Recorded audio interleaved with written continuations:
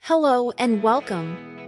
Ever sat on a comfy sofa, slept on a memory foam mattress, or wondered what keeps your house warm in the winter? Chances are, you've been using polyurethane foam, or PU foam.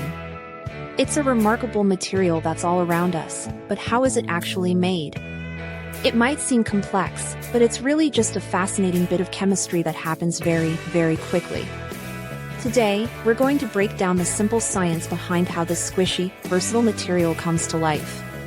It all begins with two primary liquid chemicals. The first is called a polyol, which you can think of as the main body or structure of the foam. The second is an isocyanate, which acts as a hardener or a reactor. When these two liquids are mixed together, a chemical reaction called polymerization begins immediately. This reaction creates the new substance, polyurethane, and it also generates a significant amount of heat. This heat is crucial for the next and most important step, making it foam. To turn this liquid into a foam, we need to introduce bubbles. This is done with something called a blowing agent. One of the simplest and most common blowing agents is actually water.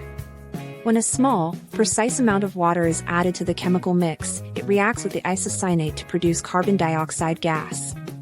These tiny bubbles of CO2 gas get trapped within the rapidly forming and hardening polyurethane structure.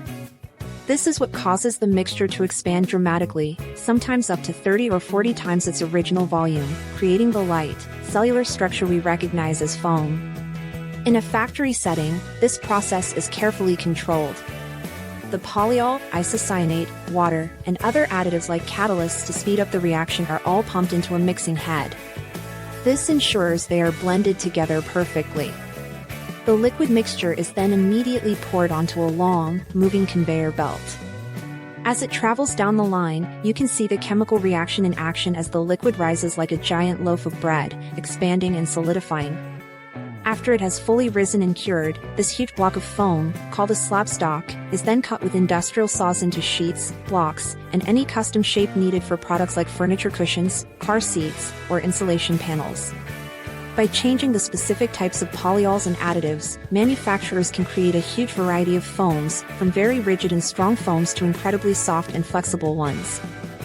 So, the next time you relax on your couch, you'll know it all started as two liquids and a clever chemical reaction that created millions of tiny bubbles. Thank you so much for joining us to learn about this amazing process. If you found this video interesting and want to see more content that explains how everyday things are made, please consider supporting the channel by liking this video, subscribing, or leaving a comment with your thoughts. Your support helps us create more videos just like this one. We'll see you in the next one.